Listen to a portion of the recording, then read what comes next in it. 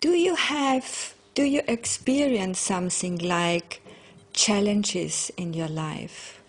You know, where you have to survive, where you have physical things happening, where you have to take care of your body. You know, there's some things which maybe are not so blissful on one level. So how do you deal with that? Well, none of this is blissful unless a blissful moment happens. If I'm sitting in the jacuzzi at our local swimming pool and I'm enjoying the warmth and the bubbles, then I find that very blissful. But this isn't a state separate to anything else, where and this isn't something I have that you don't have, because we are all it. There isn't a you and a me, you know, there is just oneness. That's just the illusion that there is. It's really thoughts arising. But so if challenges come up, I mean, Mandi has lots of challenges. Things like a body, like, for instance, in my story, ever since I've been little, I've had trouble with my knees. So I've had one leg in pot, you know, or the other, or just all of my life. And so have trouble walking and sometimes pain. And also suffer quite a bit from ME ever since I had glandular fever when I was 18, and can get exhausted and things. And but you see, whereas before these things used to seem challenges and everything, now, because there's no feeling other than this, what's happening, therefore there's no feeling that I should be doing something else, like, pardon me, I should be seeing the world, or I should be going off, or I should be doing some great service, or I should be doing... So the way that things are absolutely fine the way they are. So even if they're unhappy, sometimes unhappiness arises if I can't, you know, do as much as I want to do. But it doesn't stay long. It's all like water off a duck's back. Do you know what I mean? It's waterproof. But it can be enormous sorrow at the time, as I explained before, because a sorrowful feeling or an angry feeling can arise and fill everything and burn itself out very quickly, and then it's gone. So I move on through things pretty quick. So what about physical pain? How do you experience physical pain? I take painkillers. None of this new age stuff. You don't put the crystal on your knee. Oh, no. I mean, you know, I a lot of the things, that's interesting. If you don't mind, because that brings me on to something else, you see. I'll try and keep it in this tangent now. But work. Now, some people are really surprised or shocked that my work, you know, the way that I earn a living is from a few things. So I do healing. I do laying on of hands healing with body tuning. So I do overtone chanting through a pole on somebody's knee or whatever. And when I do that on my own, that does work, actually. Tibetan bowls. I also do something called the assemblage point, where you use a massive crystal and you beat them on the back, give them the old shamanic blow, which I love doing, and you know, and that's very, very centering, and it appears that the people that come seem to really, you know, get something. Now, the difference is, before this was seen or whatever, there was an eye that used to really feel that I had, I was invested in them getting well. They had come to me. It was my job and my responsibility to get them better. And if I can't get them better, then I'm a failure. You see, now that's what's fallen away. So that's why it's even nicer to do the work that I do now. And it seems to be more successful, because now there's nobody thinking that there's somebody that has to do anything. There's not even, this sounds awful, but I'll explain, that I don't even care whether they get better or not, because I know really it's all part of me anyway. There's nobody there anyway. It's all my imagination anyway.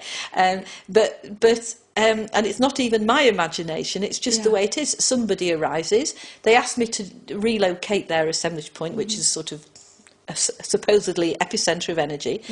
They come back and tell me they feel a lot better.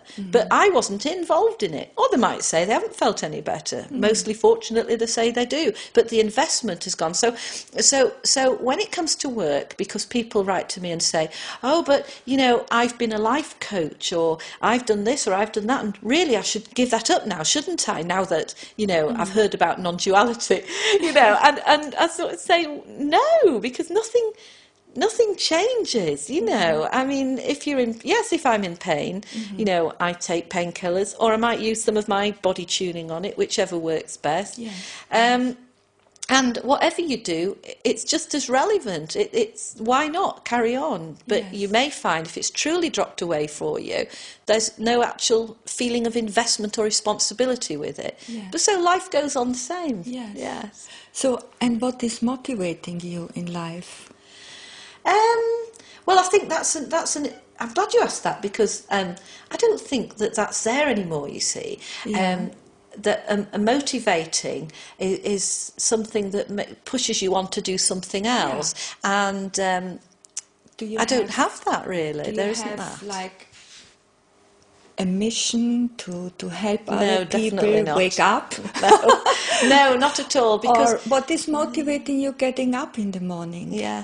But the dog.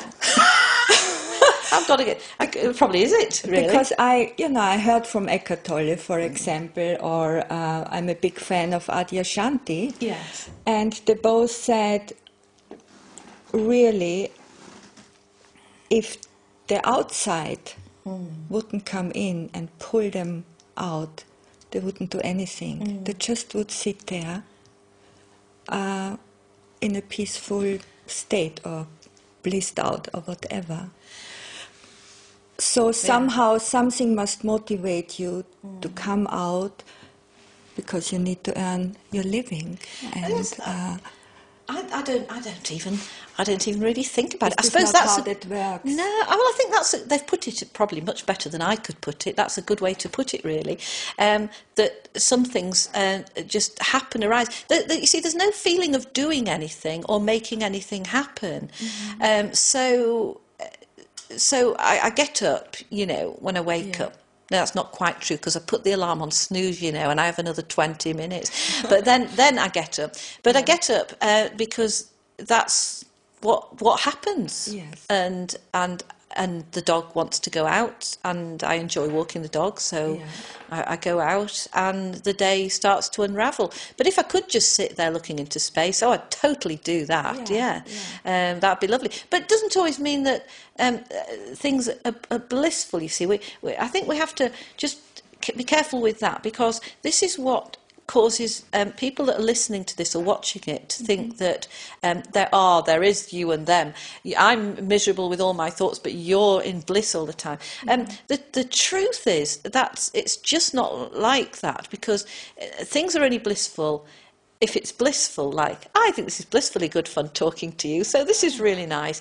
But, if then I fell down the stairs and hurt my knee, then there wouldn't be any bliss there. All there'd be would be pain, So but I think not a blissful state, but the feeling of doing nothing would be lovely to me, because you could just sit there, and some of it may be blissful, some of it may be falling asleep. I also love watching telly. I mean, just the same. There's no difference between me. It's just all it is seeing this thing that's on the end of your nose. That's just, it's who you truly are. Yes.